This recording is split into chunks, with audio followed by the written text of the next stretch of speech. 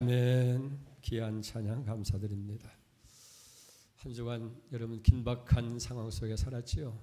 폭염, 또 카눈이라고 하는 태풍, 또 해외에서 4만 3천 명이나 온 우리 잼버리 대원들 여러 가지 마음 졸이고 근심 걱정했는데 모든 것이 원만하게 다 끝났습니다. 할렐루야. 여러분들이 염려하고 기도하고 하나님께서 도와주신 결과인 줄로 믿습니다. 사실 인생의 삶을 살다가 보면 예기치 않는 일들이 우리 주위에 많이 일어나요. 또 즐겁고 행복한 일보다는 또 괴롭고 어려운 일들이 또 불행한 사건들이 많이 일어나는 걸 보게 되어집니다.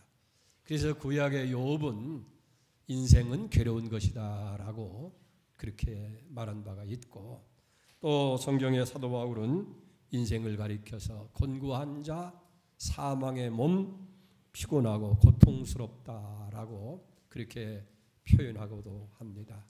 믿음의 조상으로 일컫는 야곱도 바로왕 앞에서 자기 일생을 돌아보면서 내 나그네 인생길이 130년인데 돌아보니까 다 괴로운 뿐이었습니다 라고 그렇게 고백하고 있는 것을 보게 됩니다. 또 예수님께서도 마태복음 11장 말씀 가운데서 우리 인생을 한마디로 표현하지요. 수고하고 무거운 짐진 자라고 그렇게 말씀하고 있는 것을 보게 됩니다. 사실 하루하루 살아간다는 것이 그렇게 쉽지 않아요. 직장 생활을 한다든지 또 우리가 사업을 한다든지 또 가정에서 가정일 다 평탄한 것만이 아니고 여러 가지 어려움들이 있는 것을 보게 됩니다. 어디에서나 우리는 다 수고를 해야 돼요. 또 어찌 보면 우리 한 사람 한 사람 다 무거운 짐을 진 자와 같이 뭔지 모르는 짐을 지고 살아가는 그런 형편들을 보게 되어집니다. 그런데 모든 사람들이 다 이렇게 무거운 짐을 지고 고통 속에 살아가고 있지만은 특별히 여자에게 있어서 가장 힘들고 고통스러운 일이 무엇이라고 여러분 생각하겠습니까? 대개 사람에 따라서 차이가 있겠습니다만은 대개 경우를 보면 남편에서 오는 여러 가지 고통과 괴로움이 더 크다고 보여지게 됩니다.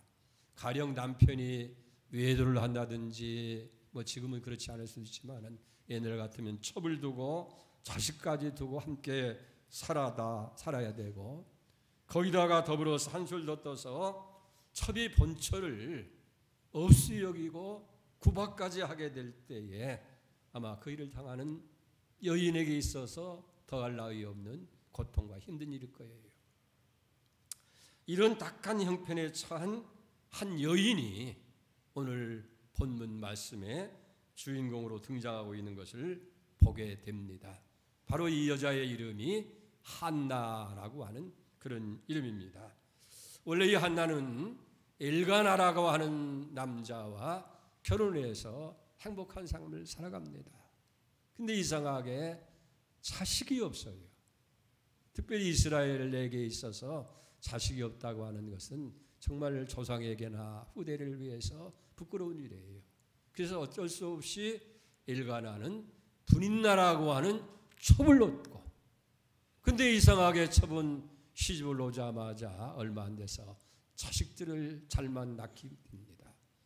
그러다 보니까 이 분인나가 나중에는 자식도 못 난다고 그래서 본처를 없이 여기고 심지어는 구박까지 하게 되는 자리에 이르렀을 때에 이 한나라고 하는 여인의 고통과 괴로움이 얼마나 컸겠느냐 하는 거예요.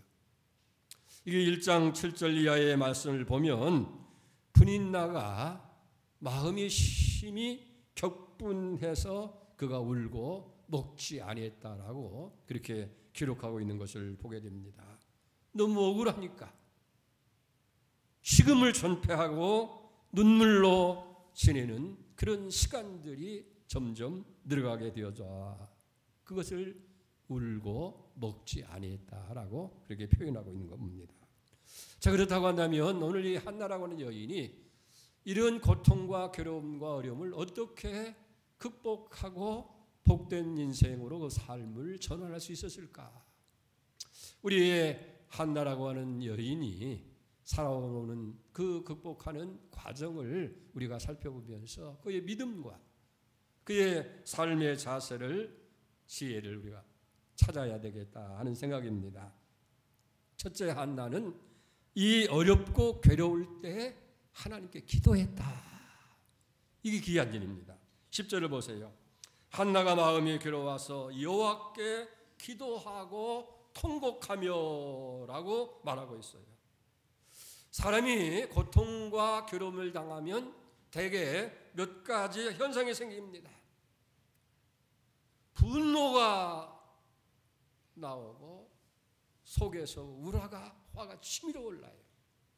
그리고 마음속 가득히 미움과 원망이 생기게 됩니다.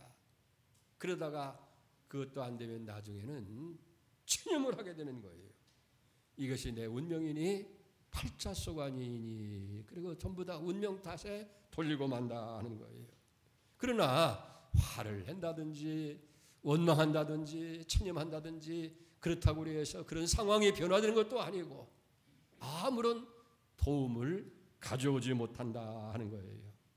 근데 여기 한나라는 여인이 귀한 것은 이런 고통과 고통 속에서 화를 낸다든지 누구를 원망한다든지 이게 인생 운명이니 체념한다든지 그렇게 하지 않고 중요한 것은 전능하신 하나님, 인간의 모든 생사와 복을 주장하시는 하나님, 그 하나님을 찾습니다.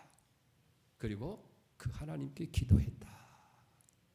여러분 어찌 보면 고난이라고 하는 것, 역경이라고 하는 것은 우리로 하여금 하나님께 기도하도록 만드는 하나님의 사인이다.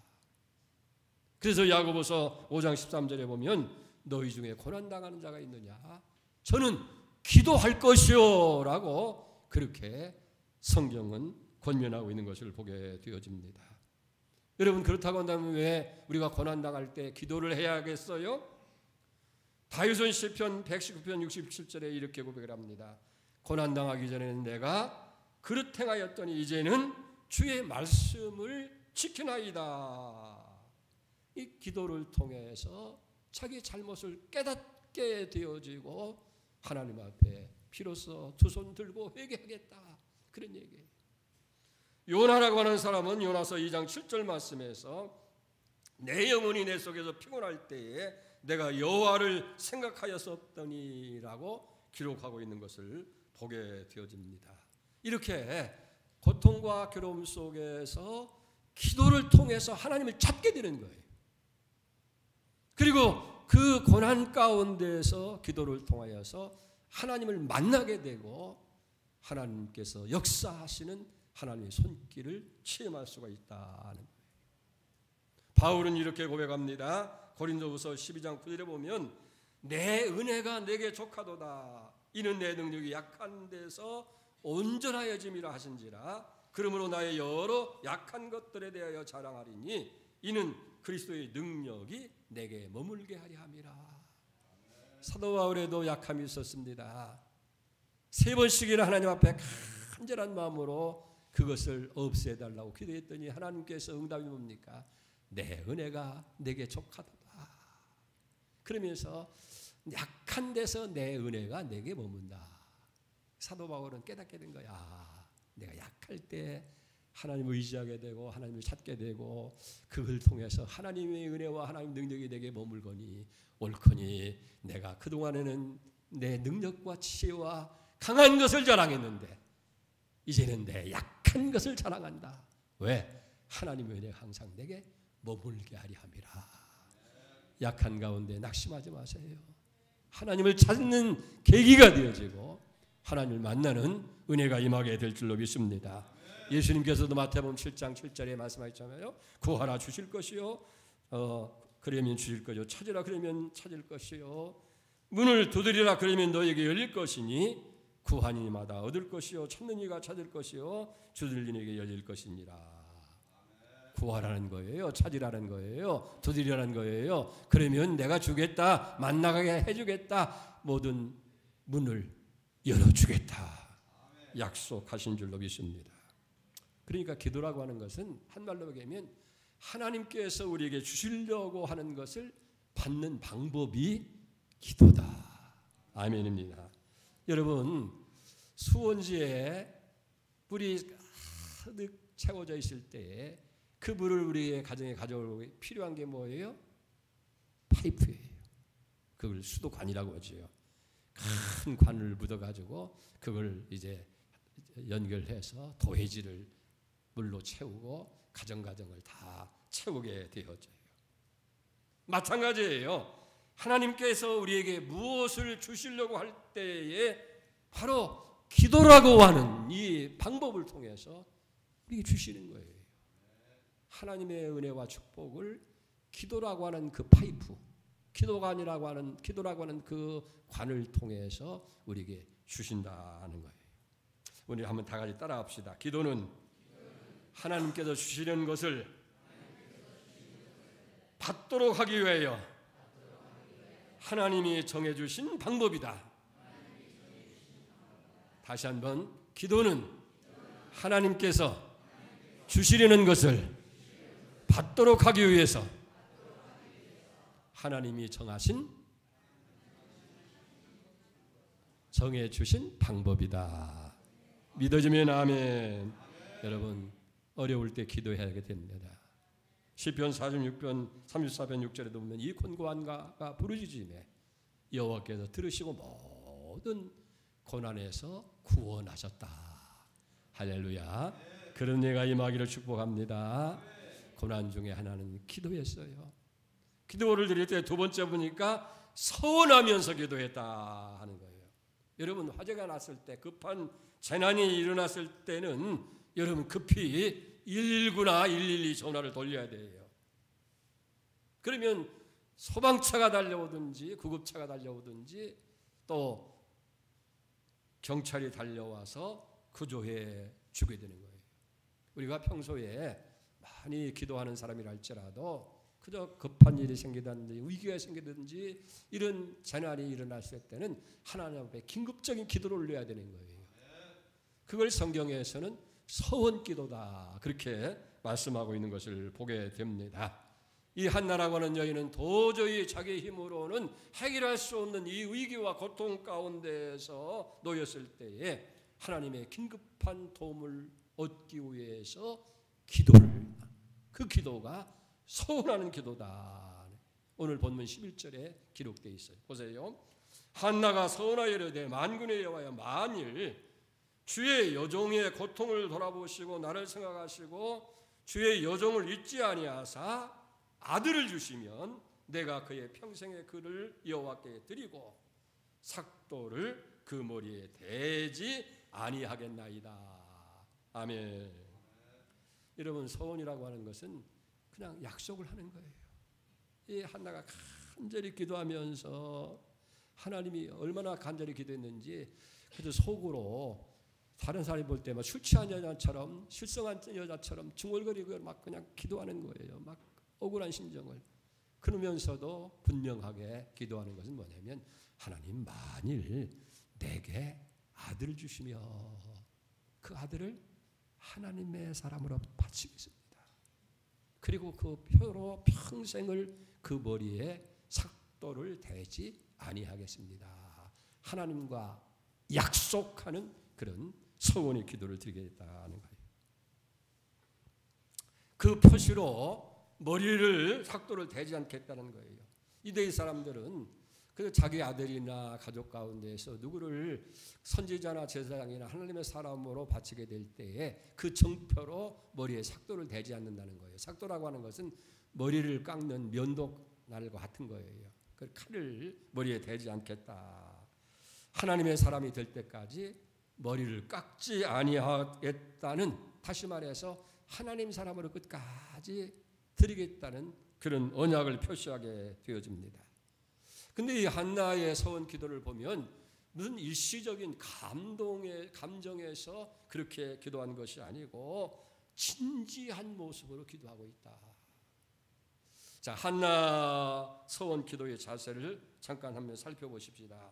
첫째는 눈물로 기도하는 거예요. 10절 보세요. 한나가 마음이 괴로워서 여호와께 기도하고 통곡하며 그랬어요. 여러분, 눈물이라고 하는 건 그냥 흘려지는 게 아니에요. 정말 가슴 깊은 곳에서부터, 중심에서부터 우러나오는 그런 감정의 표현이 눈물이에요. 특별히 한나는 통곡하며 눈물로 기도했다고 하는 것은 자기 중심에서부터 우러나는 간절한 기도를 하나님 앞에 드렸다는 거예요. 이 기도가 하나님을 움직이는 거예요. 여러분, 눈물의 기도는 강력한 힘을 가지고 있습니다. 사람에도 아내의 눈물은 남편을 감동시키고, 자녀의 기도는 부모의 마음을 녹여요. 아무리 강팍한 남자라도 여자의 눈물 앞에서는 약해질 수밖에 없는 거예요. 특별히 우리가 하나님 앞에 눈물로 호소할 때에 하나님을 움직이는 거예요. 성경을 보면 눈물로 하나님 앞에 호소한 사람들 한 사람도 응답받지 못한 사람들이 없어요. 우리가 정말 하나님 앞에 통곡과 눈물과 정말 마음에서 우러나는 기도를 드리게 될 때에 하나님께서 마음을 감동받으시고 우리의 기도를 응답해 주신다 하는 거예요. 그런 말이 있습니다. 고아는 슬프고 괴로워도 눈물을 보이지 않는다고 해요. 왜냐하면 자기가 울어봐도 그 울음소리를 들어주고 그 눈물을 보아줄 사람이 없기 때문에 그런 거예요. 미국 미시건주에 성 요셉 보육원이 있는데 아주 포악한 고아 소년이 거기에서 양육을 받고 있었어요. 걸핏하면 친구들과 싸웁니다. 학교 가서도 폭력을 휘두르고, 그러니까 도무지 학교에서 감당을 못하니까 그냥 퇴학을 시켜버리고 말았어요. 이 소년에게는 웃음도 눈물도 감정도 없고 오직 폭력만이 있는 소년이었어요. 근데 그를 돌보는 보육교사가 어느 날 그를 데려다가 가슴에 껴안습니다. 그러면서 그에게 속삭이는 거예요. 얘야, 사람들은 다 너를 버렸을지 몰라도 하나님은 절대 안 버린 거야. 하나님은 너를 사랑해. 힘들지? 힘들 때는 낙심하지 말고 저 위에 계신 하나님께 내 억울하고 안타까운 마음을 눈물로 하나님께 기도하면 하나님께 다 들어주시는 거야. 이 강팍했던 이 고아 소년의 마음에 그 말이 감동이 된 거예요. 그리고 정말 고통스럽고 괴롭고 억울하고 안타까울 때마다 하나님을 향해서 눈물로 기도하면서 점점 이 아이가 변화되기 시작하는 거예요. 그리고 이제 이 아이가 피자 공장에 가게 취직을 했어요. 그래가지고 이제 그 피자 만드는 걸 연습을 하는데 나중에는 얼마나 재능이 있는지 11초에 한 판을 만들어내는 거예요. 그 나중에 독립해서 그 사람이 이제 세계적인 피자 기업을 만든 거예요. 그게 유명한 도미노 피자를 만든 톰 모노건이라고 하는 사람의 이야기입니다. 지금은 세계 100여 개국에 1만 2천 개가 넘는 매장을 소유하고 있는 큰 기업으로 성장하게 됩니다. 여러분, 인생은 누구에게나 어려움이고 고통이 있어요. 그럴 때 우리가 인간의 힘으로 그것을 극복하고 해결하려고 할 때 그건 해결할 힘이 없잖아요. 오늘 우리가 특별히 세상을 살아갈 때 한 가정의 가장으로 살아간다고 하는 것 얼마나 경제가 어렵고 사회가 점점 더 포악해지는 그런 상황에서 물론 자녀들이 아빠 힘내라고 용기를 주지만 어떻게 보면 그게 용기를 얻는 것보다는 그게 더 짐이 돼요. 이게 가족들이 다 나를 이렇게 다 의지하고 있는데 내가 어떻게 이 가족들을 해결할 수 있느냐. 여러분, 그때 필요한 것이 기도예요. 내 약함과 부족함을 하나님 앞에 내 힘들고 어려운 것을 우리가 정말 눈물로 하나님께 호소하게 되어질 때에 희망이 보입니다. 하나님의 도움의 손길이 있습니다. 여러분, 힘들 때 사람 앞에서 울지 말고 괴로워서 울지 말고 하나님 앞에 눈물로 호소하시기 바랍니다. 하나님의 마음이 움직이고 여러분들에게 길이 열리게 되고 축복해 주는 거예요. 그래서 시편 126편 5절에 보면 눈물을 흘리며 씨를 뿌리는 자는 기쁨으로 거두리라. 울며 씨 뿌리러 나가는 자는 반드시 기쁨으로 그 곡식의 단을 가지고 돌아오리라. 아멘. 이런 은혜가 여러분들의 있기를 주의 이름으로 축원드립니다. 두 번째로 한나는 오래 기도해서 오래. 여기 12절을 봅니다. 그가 여호와 앞에 오래 기도하는 동안 엘리가 그 입을 주목한즉. 여기 오래 기도했다고 하는 건 단순히 시간적으로 오래 했다고 하는 그런 의미도 있겠지만은 정말 열심히 정성을 다해서 오직 기도에만 몰두해서, 그러니까 아마 이 한나가 얼마나 하나님 앞에 정말 몰두해서 기도했는지 제사장 엘리가 들어온지도 모르고 마치 술에 취한 여자처럼 그냥 기도하는 거예요. 그러니까 엘리가 이 한나가 취한 줄 알고 네가 언제까지 취해 있겠느냐? 독주를 끊어라. 그렇게 하는 얘기하는 거예요. 아마 엘리가 알았겠죠. 한나가 첩으로 인해서 괴로움을 당하고 그렇게 살아가는 건 형편적으로 알았을 거니까 그냥 와서 독주 마시고 와서 그냥 중얼거린 줄 알았죠. 아니에요. 하나님 앞에 몰두해서. 그렇습니다. 우리가 정말 하나님 앞에 정성을 모으고 마음을 모아서 기도하게 되어지면 시간이 문제가 아니에요. 어느 때 보면은 시간이 간 줄로 그저 잠깐 기도한 것 같은데 3시간, 4시간이 지나가고 아침에 새벽에 기도했는데 해가 훤하게 뜰 때까지 기도하고 그게 오래 기도했다는 거예요. 근데 여기 하나 문제가 있어요. 그렇게 열심히 기도했는데 왜 즉시 응답이 없느냐 하는 거예요. 근데 우리가 하나 기억할 것은 하나님께서는 우리에게 응답을 주시기 전에 먼저 그것을 응답을 받을 수 있는 그릇을 준비를 하기를 원하시는 하나님이다. 가령 우리 장성한 자녀들이 꼭 차가 필요해서, 여러분 차가 필요하다고 해서 그냥 차를 사줍니까? 돈이 있고 다 있다고 해도 아니죠. 이 아이가 그 차를 받아서 운전할 수 있도록 운전학원에 보내서 연습을 시켜서 또 운전면허증을 받게 하고 그 다음 또 연수를 받아가지고 완전히 사고 없이 안전하게 운전할 때 비로소 빚도 써 그때 차를 사주는 거 아니에요. 이게 마찬가지예요. 우리가 그릇을 준비하도록 하기 위해서 하나님께서 때로는 응답을 지체하신다는 거예요. 그래서 응답이 없다고 해서 낙심하거나 여러분들의 기도를 중단하지 말고 아직 내가 응답받을 만한 준비가 못된 거구나. 자신을 살펴보면서 준비할 때 하나님은 더 급하고 신속히 채워줄 줄 믿습니다. 그래서 예수님께서 누가복음 18장에 그런 말씀이 있잖아요. 1절에 보면 항상 기도하고 낭망하지 말아라. 그것을 비유로 해서 말씀하고 있는 것을 보게 되어져요. 한 마을에 불의한 재판관이 있고 또 가난한 과부가 있었는데 아마 과부가 억울한 일이 있었던가 봐요. 그래서 불의한 재판관에 찾아가서 그 억울한 문제를 해결해 달라고 늘 요청을 하는데 이 재판관이 불의해서 가난하고 아무것도 없는 무식한 이 가난한 과부를 무시해버리고 그냥 내버려 두는 거예요. 근데 문제는 매일 가서 재판장님 아니면 이거 해결할 분이 없습니다. 해결해 주세요 하다 보니까 여기 18장 5절 말씀에 재판장이 이렇게 고백하는 거예요. 이 과부가 나를 번거롭게 하니 그 원한을 풀어주리라. 그렇지 않으면 늘 와서 나를 괴롭게 하리라 하였느니라. 그리고 7절 8절에 보니까 하물며라는 말이 중요해요.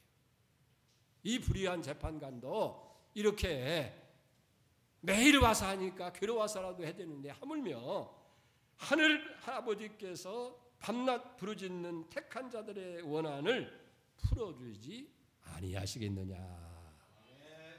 그들에게 오래 참으시겠느냐.